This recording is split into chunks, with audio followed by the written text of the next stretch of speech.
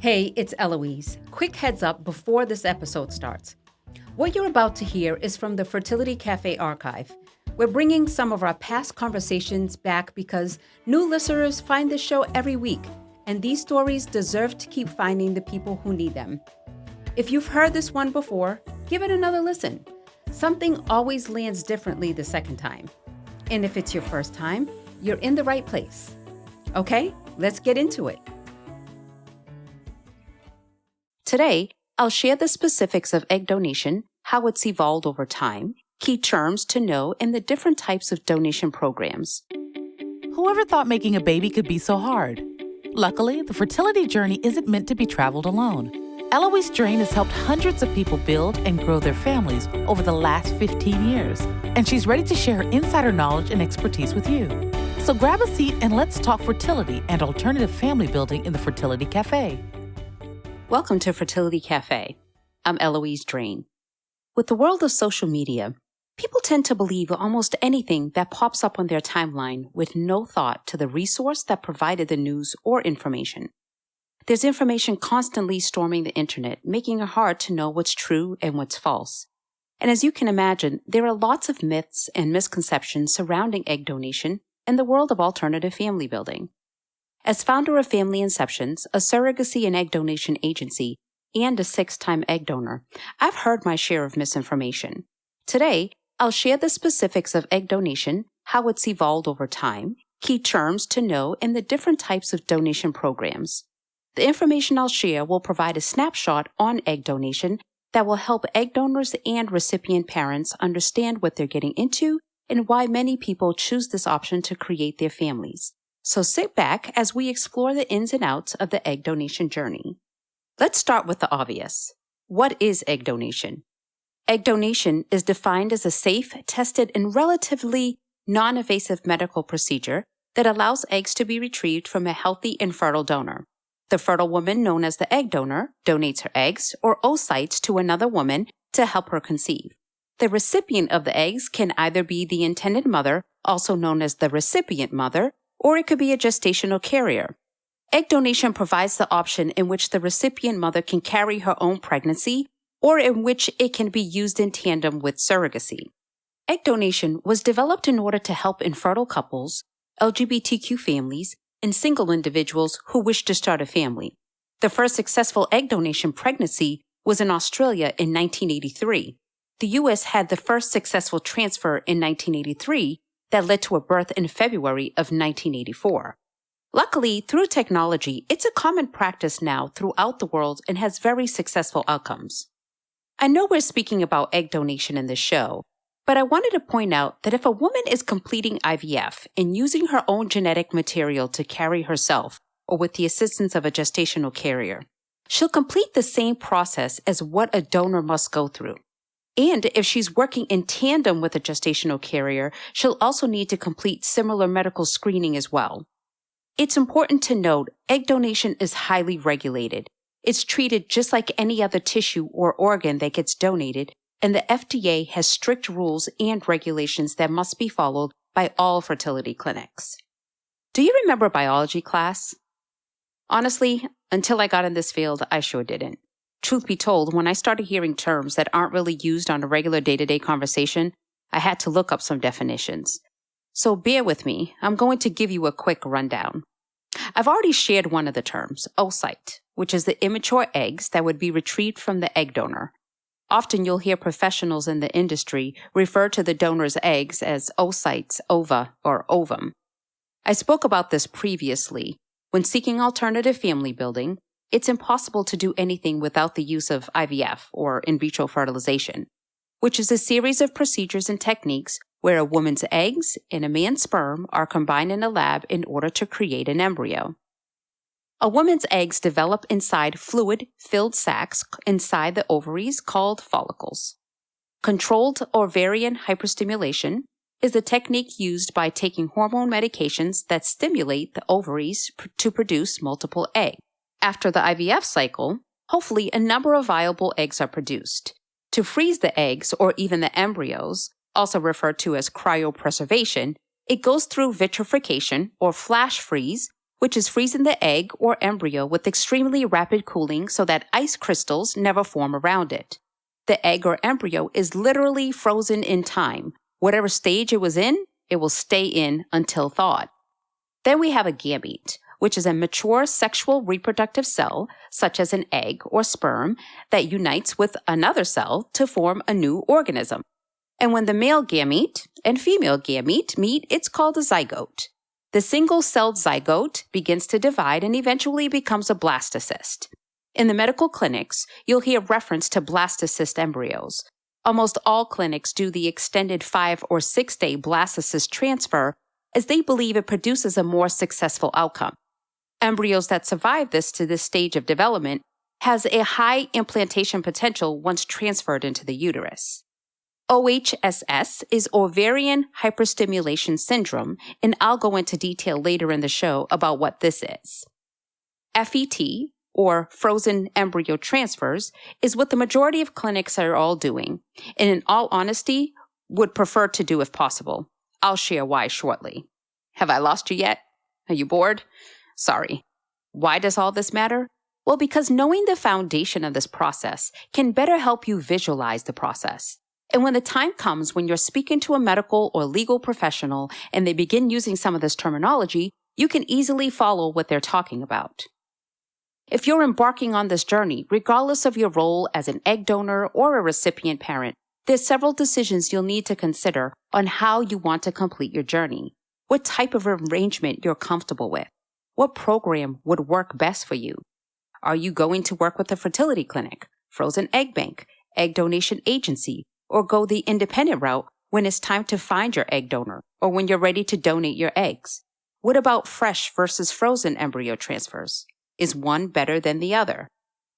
One of the first decisions made in the egg donation process is the relationship that will exist between the donor and the recipient parents. Currently, the most common egg donation arrangement is an anonymous or closed egg donation. Information from both parties is kept confidential. Typically, you'll see these arrangements through the fertility clinic or frozen egg bank. Recipient parents will see a donor's profile, which would include her genetic and medical history, her family's medical history, education level, her personality, and physical description. There won't be any adult photos, and it's often limited to her baby pictures. Her full name will never be disclosed. So, to determine which donor would be a good fit, recipient parents choose donors with similar features like hair color, eye color, and blood type, to name a few. A frozen embryo transfer is always anonymous, and the egg donor has no say to whom would get her eggs, nor will she know who received it or if a pregnancy or child resulted from the donation. Given new technology with programs such as 23andMe and Ancestry.com, anonymity is quickly becoming a thing of the past. And because of this, donors and recipient parents alike are opting to do semi-anonymous donations. This arrangement is when only specific information is provided to each party, and each party would agree on what information would be shared, which is normally first names and what state they live in. It's also possible for the parties to speak over the phone. However, no one is obligated to stay in touch with the other party once the donation is complete. It's more common to find semi-anonymous arrangements when working with egg donation agencies or fertility clinics that have donors willing to complete fresh cycles. For quite some time, it was assumed by many the only way someone could have an open or known egg donation arrangement was if the egg donor was a family member or friend. That's no longer the case. Open donations are becoming more common. Recipient parents and egg donors are agreeing to disclose their identifying information such as names, addresses, etc. And many times they meet in person and agree to have a long-term relationship. What that relationship looks like will be something all parties agree to upfront. But now, recipient parents can work with a donor they didn't have a relationship with prior.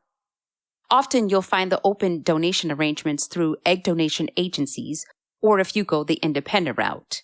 It's very unusual at this current time anyway, to have an open donation with an egg donor located through a frozen egg bank or even a fertility clinic. Lastly, there is the identifiable donor arrangement in which all parties agree the egg donor's information will be identifiable to any child born using her eggs once the child turns 18 years of age.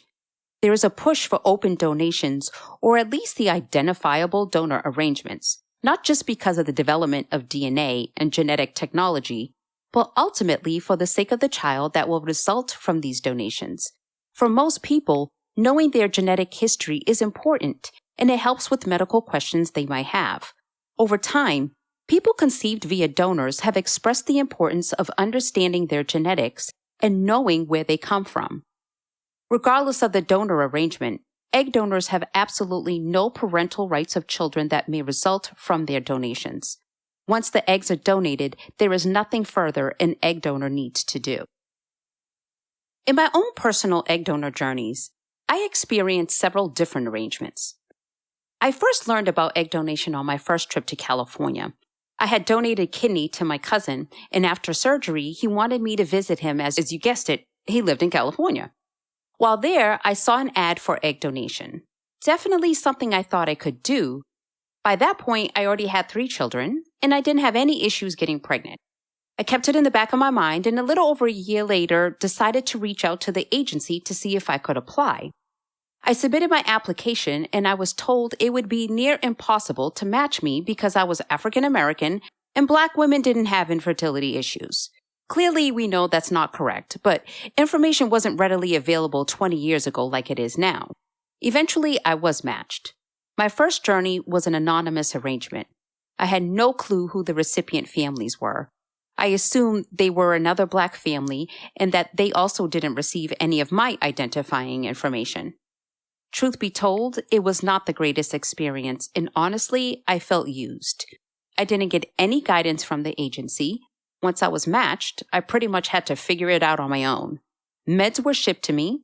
I was monitored by a local clinic, and when I was ready, I flew to the location where the fertility clinic was the day before retrieval, had the retrieval the next day, and was handed a check after being dropped off at the hotel door by a clinic staff member and was told to take a taxi back to the airport and go home. I just assumed to not do that again. But several years later, I came across a site that advertised egg donation and surrogacy. I don't know what possessed me to add my information, but I did, with really the mindset I was never going to be matched. Well, wrong on that assumption. Within hours of submitting my profile, I was inundated with emails from families seeking a Black donor. I was then able to choose whom I was going to donate for. My second journey was semi-anonymous. I shared with the recipient couple my identifying information. However, I only knew them by first name and the state in which they lived. The remaining 4 donations I did were all open donations. 2 of these donations were for the same family who wanted to complete sibling journey.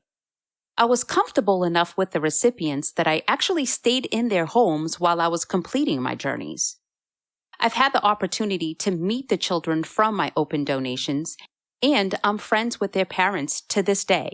My own children are aware that I was a donor, and they've had the opportunity to meet one of the children that resulted from my donations as well. Becoming an egg donor is a big ask.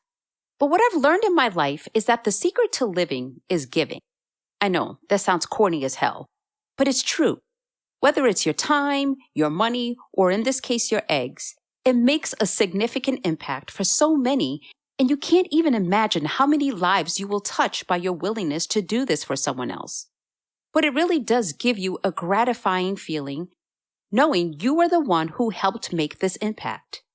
Egg donation is a choice that will benefit you significantly in exchange for a minimal amount of your time while also changing the world for a family in need.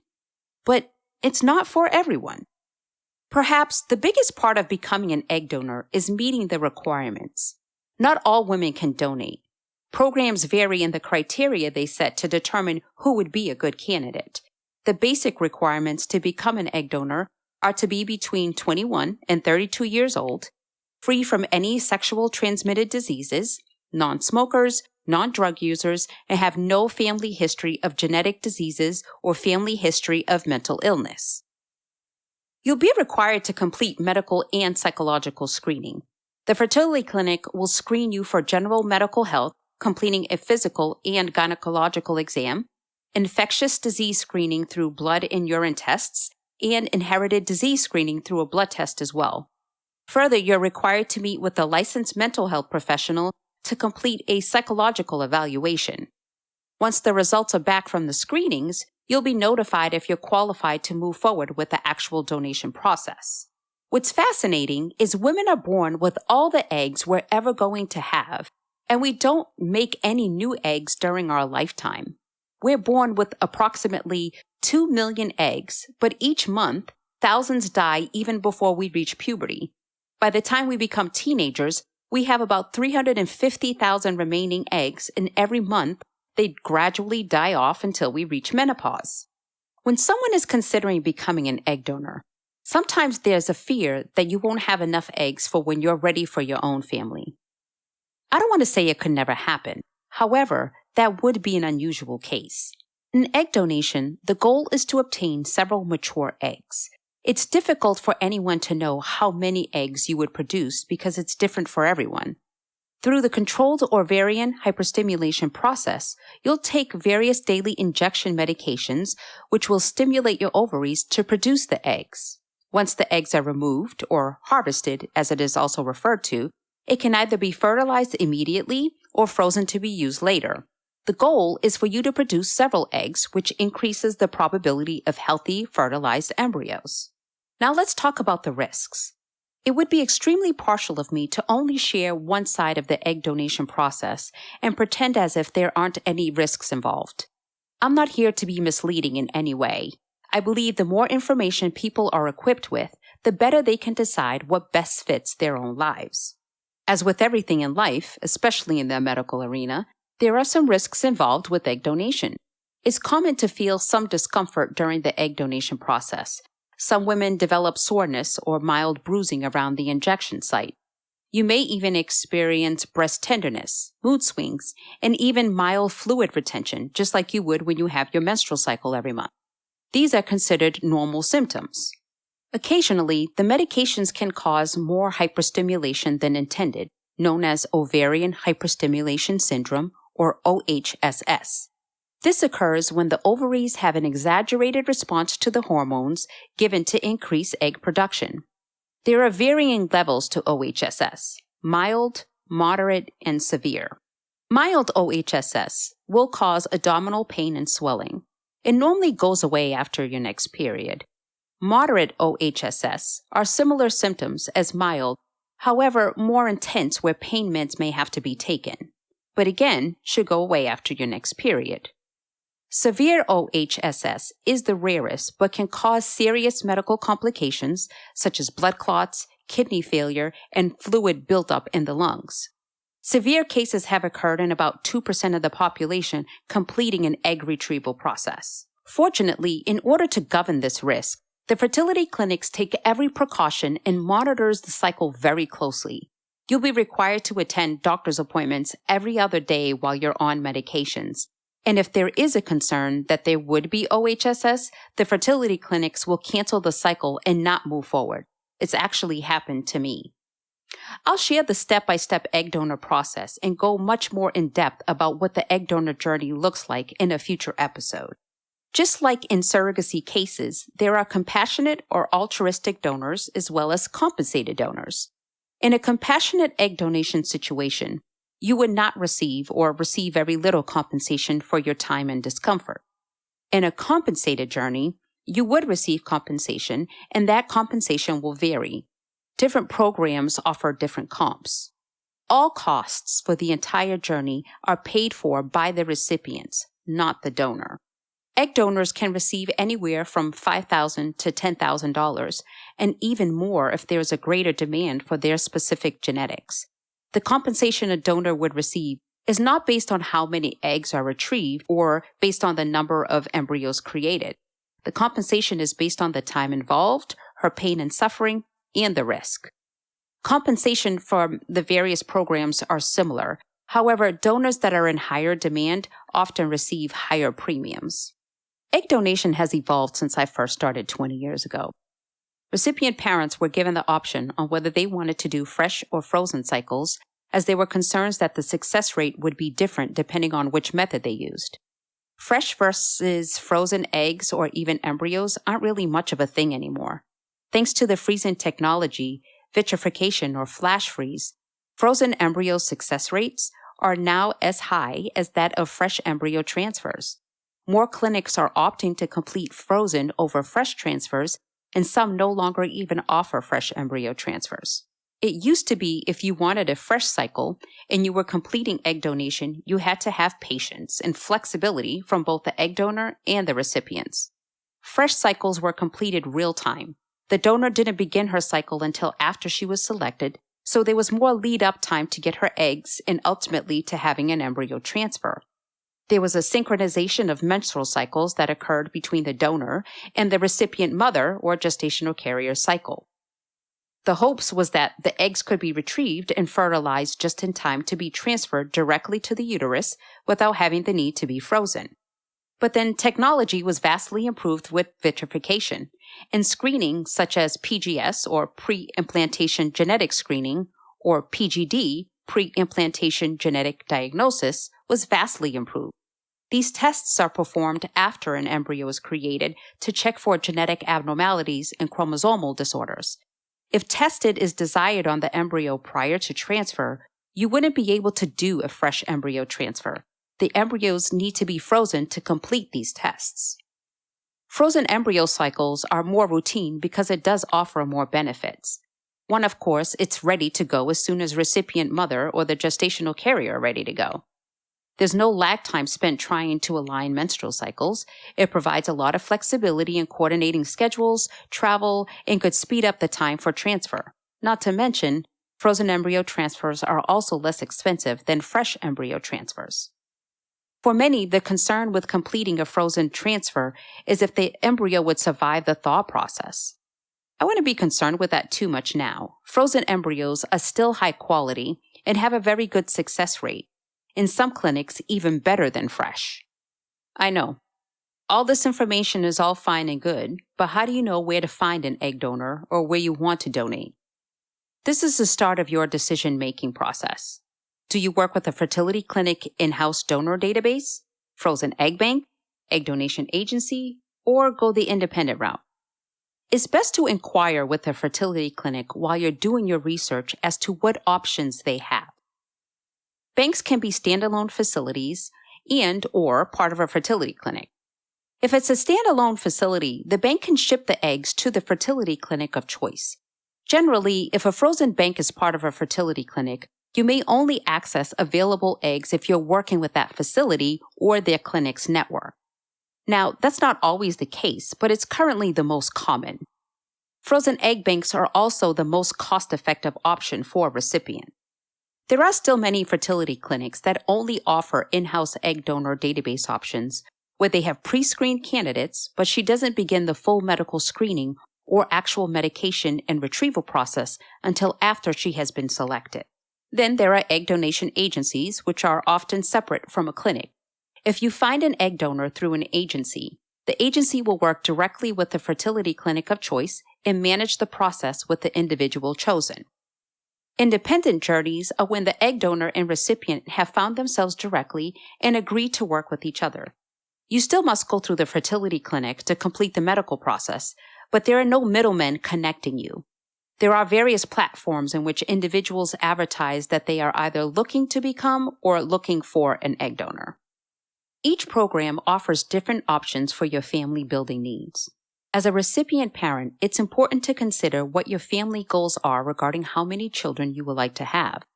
You must take into consideration these factors, especially if you would like to have more than one child and want your children to be genetically related.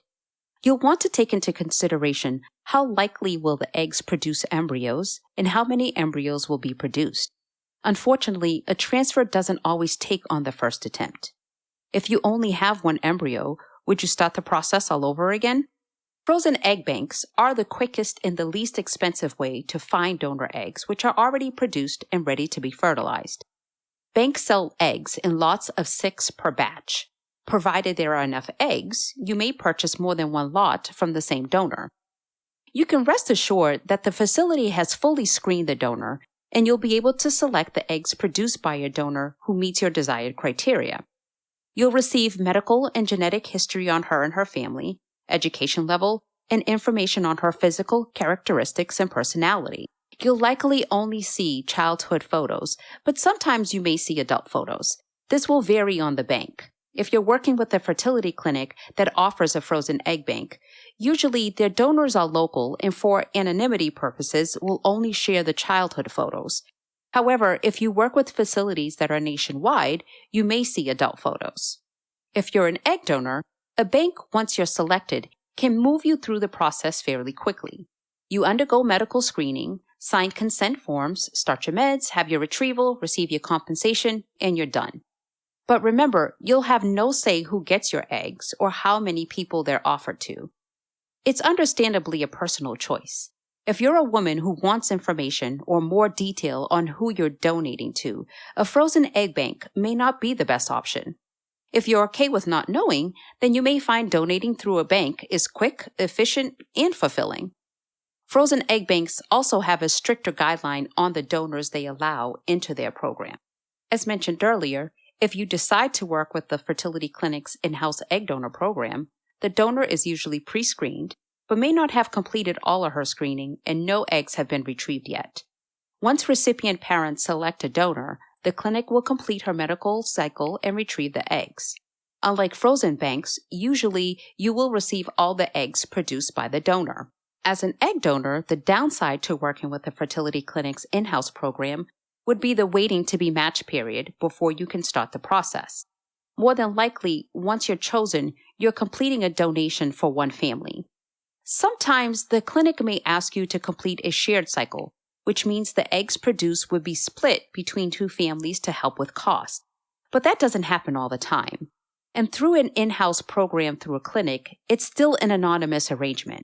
And if having more control of the process is important to you, then perhaps you should consider going through an egg donation agency. Through an agency, you get to decide who you will donate for. Once you're selected, you can ask the agency to provide you with the information on the recipient. Of course, how much information is shared will be dependent upon the type of arrangement everyone agrees to. Also, different than a frozen egg bank or clinic in-house program, you're required to have an egg donation agreement between the egg donor and the recipient parents when you work with an agency program.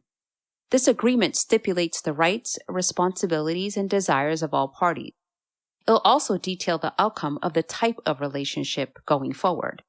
And sometimes it also discusses the outcome on the remaining eggs being shared with another family if the recipient family decided that they no longer needed them. If you do decide to go through an egg donation agency, be aware that there is a waiting period. There's no time frame on how quickly you'll be matched. For the recipient parents, an agency egg donor offers more options to personalize the journey. In addition to the same information you would get from a bank or clinic in-house program, agencies normally offer a lot more photos, more about the donor's personality, and the ability to decide what type of arrangement you want with the donor, choosing from the anonymous, semi-anonymous, open, or informational arrangement I discussed earlier. Often, agencies can offer recipient parents a wider variety of donors, including donors with a specific ethnicity, race, or education level. Agencies specialize in recruiting these donors and build a network of donors to choose from. It's ordinarily why recipient parents choose to work with an agency. Because you do receive all the eggs produced by the donor eggs through an agency can be utilized in various ways. You'll have to ensure your fertility clinic allows for these options, but you can choose to cryopreserve the eggs or fertilize them and cryopreserve the embryos. And if you're a same-sex male couple, you can split the eggs and each partner fertilizes eggs so that your children share genetics through the donor.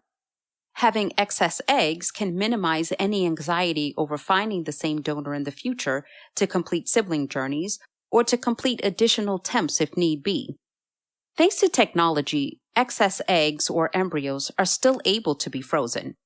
The clinic usually selects the embryos to transfer, then freezes the remaining embryos for future transfers, or if all goes well, a future sibling. Working with agency donors also has a downside. The most obvious is that nothing is guaranteed.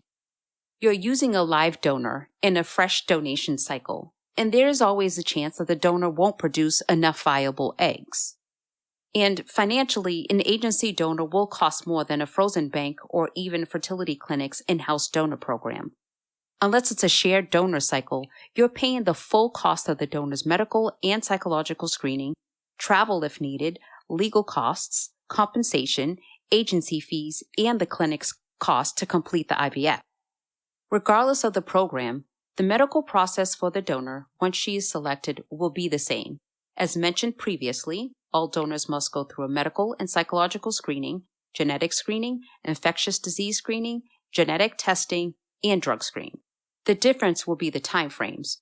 Frozen banks will be about 2 to 3 months. Fertility clinics and egg donation agencies will vary. Once selected, it could take about 3 to 5 months. So there you have it. I know it's a lot of information, and we only touched the surface. In future episodes, I'll go into greater detail on the medical process, how to find and become a donor, the debate on nurture versus nature when it comes to determining the must-have qualities in your donor, and the enigma of ethnic egg donors. You won't want to miss these episodes, so be sure to subscribe to Fertility Café on whatever platform you're listening on. I hope you've enjoyed today's episode and that I've given you better insight into egg donation and the considerations for both donors and recipients. If you enjoyed this episode of Fertility Café, we'd love you to leave us a review on iTunes, Stitcher, or your listening platform of choice. We'd also love you to share Fertility Café with friends and family members who would benefit from the information shared. Thank you for joining me today. I'm Eloise Drain. Remember, love has no limits, neither should parenthood. Thank you for joining us in the Fertility Café. Whether you're an intended parent, a woman considering egg donation, thinking of becoming a surrogate yourself, or a friend or family member of someone dealing with infertility, we're here to help. Visit our website, thefertilitycafe.com, for resources on fertility, alternative family building, and making this journey your own.